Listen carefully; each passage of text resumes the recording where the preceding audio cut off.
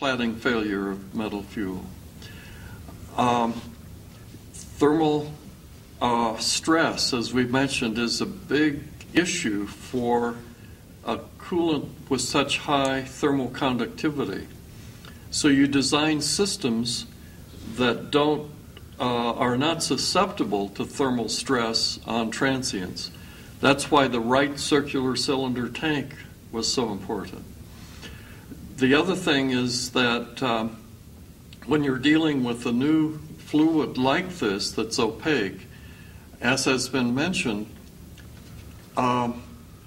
make it easy to access and replace major components of which you have real concern. And that experience really proved its value. The other and the last thing I guess I would comment, although there could be many other things, is that those things that we worried so much about earlier in design of these plants, steam-sodium interaction, not really a big issue. We'd worried about severe events, put a lot of effort into that. We demonstrated very substantial, inherently safe response to major upsets. The compatibility of materials within the sodium systems has been demonstrated. That's no longer a major issue. As has been pointed out in this discussion, though, the things that the original designers really hadn't anticipated now loom as the big questions. And fundamental in those are sodium aerosol behavior and transport in the cover gas systems, contamination of the sodium with ingress of contaminants. So the issues in design now reside at that interface with the sodium itself. So that would be my impression, having lived 35 years with an operating sodium-cooled reactor. I was excited by the vision the people who were designing EBR-ll had of the future. And that vision was that we could provide a sustainable source of energy, and this technology represents a sustainable source of energy. It will become even more important as the years roll by, and yes, we do need an EBR-3, and yes, the Chinese are building it. They have essentially copied the EBR-2 technology and design, and they are due to start that reactor this fall.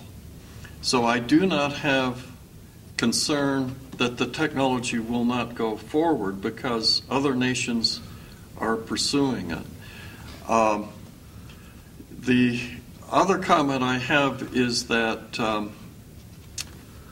having invested so much in development of this technology, which will be important for the future, our ability to preserve that investment, which is the knowledge that was produced from it, is critically important to the country going forward. The importance of EBR-2 has been described in numerous places. The implications of that and the future of similar systems, and should there be an EBR-3 built, I believe just looking at the history of EBR-2 and the success it's achieved over 30 years of operation. At the time of its shutdown, we estimated it had probably at least 20 more years of life available to it before any life-limiting properties would come into play.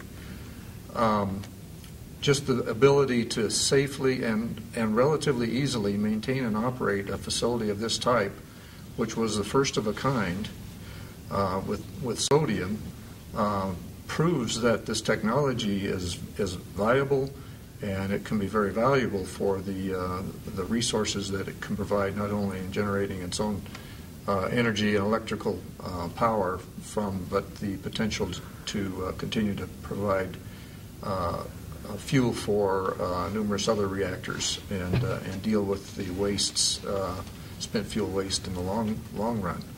So EBR-ll was a tremendous success story and had a major impact worldwide on reactor design. A lot of it had to do with inherent safety characteristics. Should there be an EBR-3 built of some sort in this country? Absolutely. We need to get the technology going again in this country and not rely on other countries to continue to develop it while we stand and watch. Well, I think the importance of EBR-ll comes back to the fact that these our ability to create new fuels with fast reactors is critical if nuclear power is going to be sustainable in the long term. And EBR-ll certainly proved that the basic technology of the sodium-cooled breeder reactor is a viable one, that can be operated safely. The fact that we were able to demonstrate that the EBR-ll reactor was passively safe, that with all safety systems disabled, you could have an upset of the reactor similar to what caused the 3 Mile Island accident. And the reactor reacted very benignly. There was lots of time for recovery. There was no real short-term safety implications. It really just demonstrates that this kind of reactor is a very viable reactor.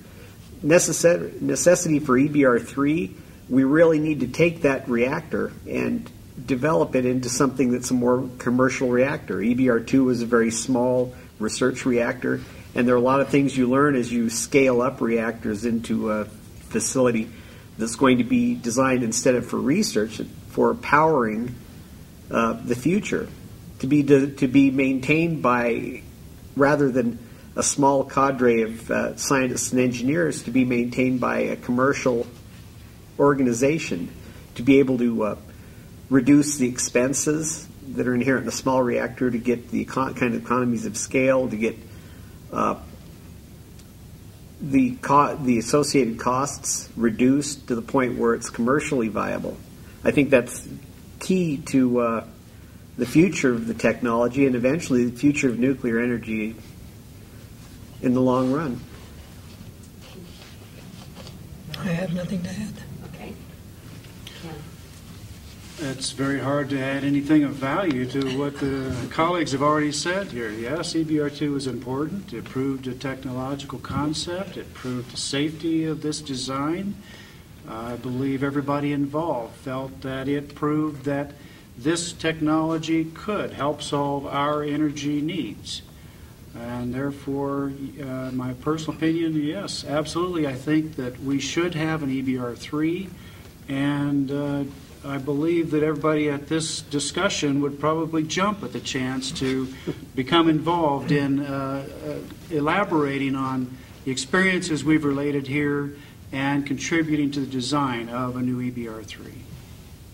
Even though there are numerous hundreds, maybe more than hundreds of papers and publications written on the EBR-ll experience and other sodium reactor experience worldwide, there was a special issue of Nuclear Technology Journal, which is the April 2005 issue, that was a special issue on experience with sodium technology worldwide. And there's numerous papers in there that cover all aspects of sodium technology as it relates to reactors and nuclear plants from around the world, from maintenance to design to removal of cesium. And so that's a one issue that you can go to and get a variety of information about experience with sodium systems in reactors. Robert, were you indicating something else you wanted to add? I don't remember this being mentioned, but I think it's important for designers when they design components that they design them so they'll drain. There won't be holdups, traps for sodium. I would like to add one more comment. We often hear from those who are opposed to nuclear that, well, sodium-cooled fast reactors were a failure in international experience. If you look at